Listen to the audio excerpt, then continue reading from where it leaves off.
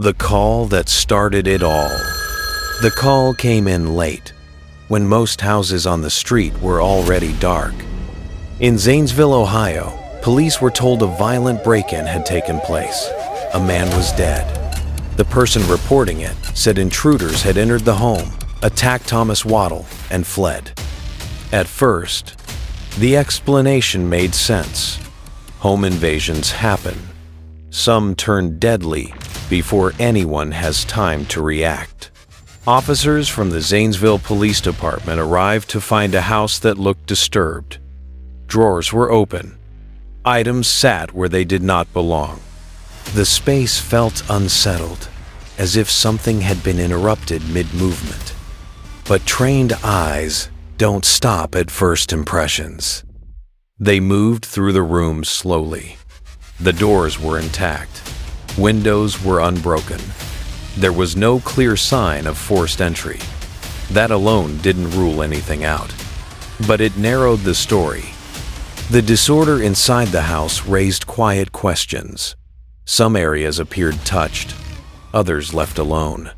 Things that would normally be taken in a rush were still there. The mess felt selective, not careless, not frantic. The position of the body added to that unease. It suggested a sequence that didn't sit comfortably with a sudden attack by strangers. No one said it out loud, but it was noticed.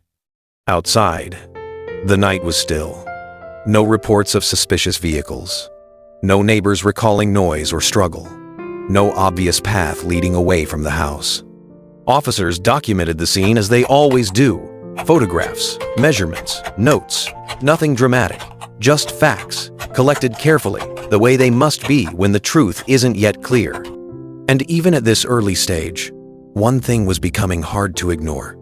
This didn't feel like a place where someone had burst in and escaped. It felt like a place where something had been put together after the fact. The investigation was only beginning, but the story of a random home invasion was already under quiet pressure. The house, in its own way, was pushing back. And it wasn't agreeing with the call that brought police there. Before police ever stepped into his house, Thomas Waddle lived the kind of life most people pass without noticing.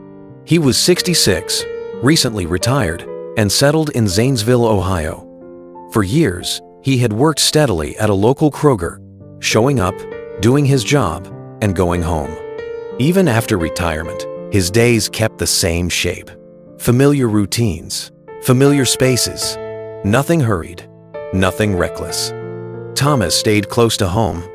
He didn't chase trouble or invite unpredictability into his life. People who knew him didn't describe drama or volatility. They described reliability. Someone who helped when he could, quietly, without expecting anything in return. He lived with Deborah Frazier, someone he had known for years through work. Their relationship wasn't flashy or public. It was private, lived mostly inside shared walls. The house reflected that. Ordinary things filled the space. Cards saved instead of thrown away. Cookbooks used often enough to stay within reach. Signs of two people sharing a life, not a house people drifted in and out of. That detail mattered more than anyone realized at the time. Nothing about Thomas's life suggested he was vulnerable to a random, violent attack. There were no signs of risky behavior, no involvement in anything that might attract strangers with bad intentions. His home wasn't a place where outsiders came looking for something. When investigators later heard the claim that intruders had forced their way inside and killed him, it didn't match the man they were learning about. Random violence doesn't usually appear in lives this contained. It tends to leave warnings.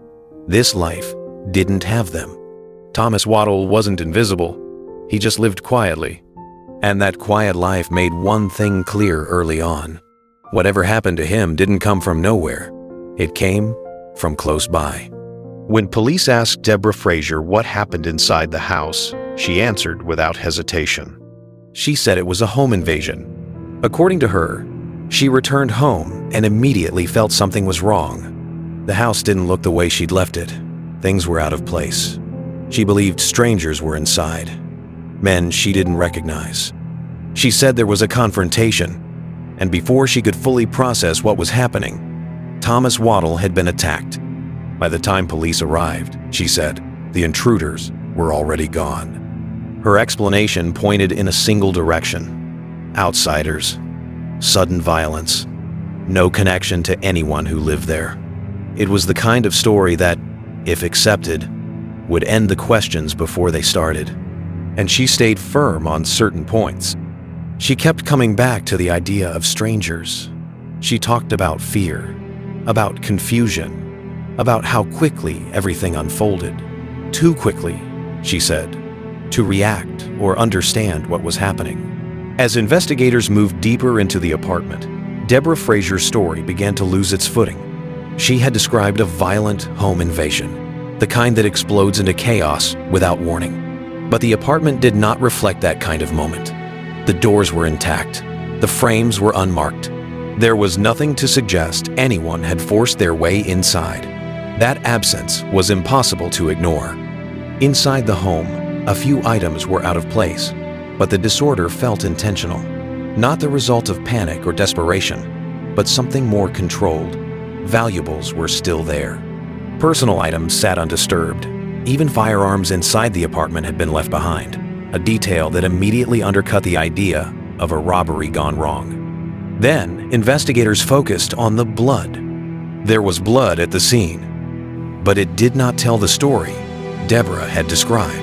It did not trail through the apartment or suggest movement during a violent struggle. It remained limited, contained in ways that did not match a sudden, frantic attack that led them to the back room.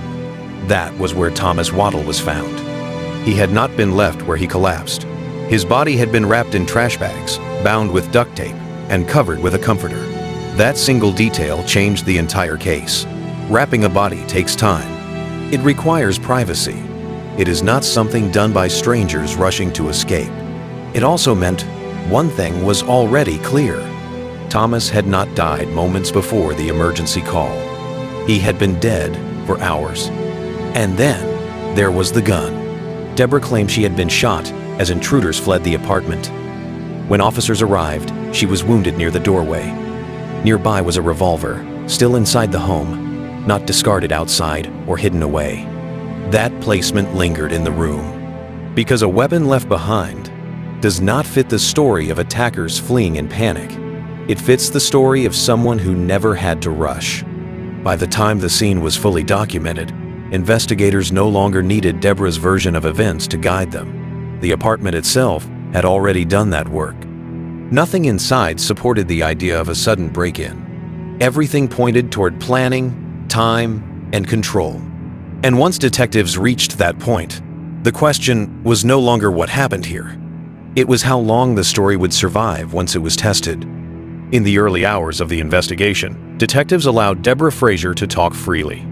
They listened as she explained what she claimed had happened inside the apartment, letting her describe the home invasion in her own words, without interruption. Her tone was steady, her details clear, and at first glance, she appeared composed and cooperative. But once the crime scene had been fully examined, the nature of those conversations began to change. Detectives asked Deborah to walk through the timeline again, not because they doubted her outright, but because timelines reveal cracks when they are revisited. The same questions were asked at different moments, phrased slightly differently, sometimes days apart. What investigators were watching for was not emotion, but consistency. That consistency slowly faded. Times that had once been given confidently became less precise. Certain actions shifted forward or backward without explanation. When detectives asked about the moments leading up to the emergency call, her answers no longer aligned cleanly with the medical findings that showed Thomas had been dead far longer than she initially claimed. The evidence was not confronting her. It was narrowing the space her story could occupy. When investigators introduced that reality into the conversation, Deborah adjusted. Her explanations did not collapse, but they bent. And bending is often where truth begins to show strain. Then attention turned to the gun. Deborah had originally said she was shot as the intruders ran from the apartment. But once detectives mentioned gunshot residue testing, her account shifted. She began saying she had handled the weapon herself. That detail had not appeared in earlier statements, and its timing mattered. People recounting traumatic events often struggle with memory, but the core of their story tends to remain fixed. Stories that change in response to new information tend to do so for a different reason. Detectives also paid close attention to Deborah's behavior during these interviews. She did not appear confused or overwhelmed. Instead, she seemed focused on whether her answers matched what investigators already knew. She asked a few questions and volunteered little unless prompted, as though she were carefully navigating each response. That attention sharpened when investigators reviewed her phone records. They discovered deleted searches related to gunshot residue, including questions about how long it remains detectable on the skin. Those searches had been made before the emergency call. At that point, every previous statement took on new weight. The investigation had moved beyond verifying a possible break-in. Officers with the Zanesville Police Department were now quietly measuring Deborah's words against physical, medical, and digital evidence that continued to close in around her story. There were no raised voices, no direct accusations. There did not need to be. With each interview, the gap between what Deborah said and what the evidence supported became harder to ignore. Her story was no longer being heard as a survivor's account. It was being examined as a construction. And under that examination, it was beginning to show exactly where it could not hold. By the time detectives sat down with Deborah Frazier again, the investigation was no longer chasing answers. It already had them. This interview was different from the others. There was no small talk, no open-ended invitations to explain. Investigators began placing facts on the table, one at a time, calmly and without urgency, because urgency was no longer necessary. They told her Thomas had not died during a sudden break-in. Medical findings showed he had been dead long before the emergency call. They explained that his body had been wrapped carefully, which meant someone had remained with him after he was already gone. They pointed out that there was still no evidence anyone had forced their way into the apartment. Deborah listened, but the flexibility in her story was gone. When detectives mentioned the searches found on her phone about gunshot residue and how long it stays detectable, there was nowhere left for the narrative to move. Those searches had been made before she ever called for help, before the police arrived, before anyone knew Thomas was dead. At that point, the home invasion story stopped working altogether. Deborah admitted there had been no intruders, no strangers, no break-in. The truth was simpler and worse. Thomas Waddle was shot during an argument the night before. After he died, Deborah did not call for help. She stayed in the apartment. She wrapped his body using trash bags, duct tape, and a comforter. She waited, and hours later, she rearranged the scene and made the call that set the investigation in motion. There was no dramatic confession, no emotional collapse, just the quiet acknowledgement of facts that had already been established. I think someone moved in the apartment.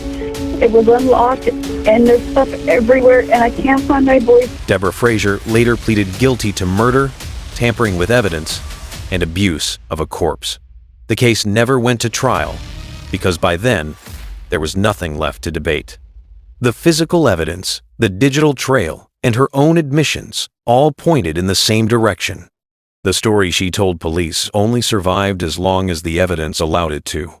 And once the evidence spoke clearly, the truth was no longer something that could be avoided. The moment the case entered the courtroom, the story Deborah Frazier once told stopped mattering. There were no dramatic arguments and no competing versions of events. Prosecutors laid out the charges plainly: murder, tampering with evidence, and abuse of a corpse. Each charge reflected a choice Deborah made, not just in the moment Thomas Waddle was killed, but in the hours that followed. This was not a case about panic. It was about decisions. Deborah did not take the case to trial. She pleaded guilty. By then, there was nothing left to challenge. The timeline showed Thomas had been dead long before the emergency call. The scene showed clear signs of staging. And Deborah herself had admitted there were no intruders, no break-in, no strangers involved. In court, the details were presented without emotion. Thomas's body had been wrapped. The call for help had been delayed. The apartment had been arranged to tell a story that wasn't true. There was no speculation attached to these facts. They stood on their own.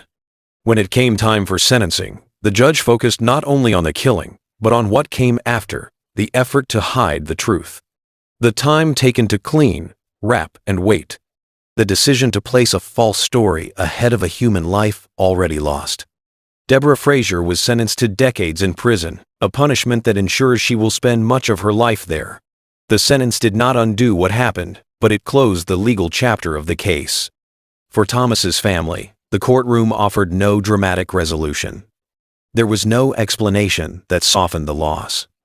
Only the confirmation of what had already become painfully clear. The case that began with a staged emergency call ended without theatrics. When the courtroom doors closed and the headlines moved on, what remained was quieter and harder to measure.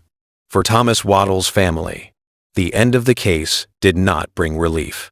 There was no version of events that made sense of the loss, no explanation that softened what had happened. A guilty plea closed the legal process, but it did not return a life or answer the question families are left with most often: why this, and why like this? In Zanesville, the case lingered long after the sentencing. It was talked about in fragments, in conversations that usually ended the same way, with disbelief that something so carefully staged had unraveled so completely. For a community used to quieter headlines, the case became a reminder of how close violence can live to ordinary routines. For investigators, the outcome was familiar. Staged crimes almost always fail, not because of one dramatic mistake, but because real life refuses to follow a script. People can plan stories, but they cannot control time of death, blood behavior, digital footprints, or the way small inconsistencies stack up when examined patiently. In this case, it was not a single clue that broke the story. It was the accumulation of choices made after the truth should have ended. The Thomas Waddle case stands as a reminder that attempts to hide violence often deepen its consequences. Every step taken to cover the truth added another charge, another layer, another reason the story could not hold. And once the evidence speaks clearly, there is nothing left for a story to do but disappear. If you enjoyed this story, consider liking the video and subscribing to the channel. That way, you'll be the first to hear more true stories like this one as soon as they're released.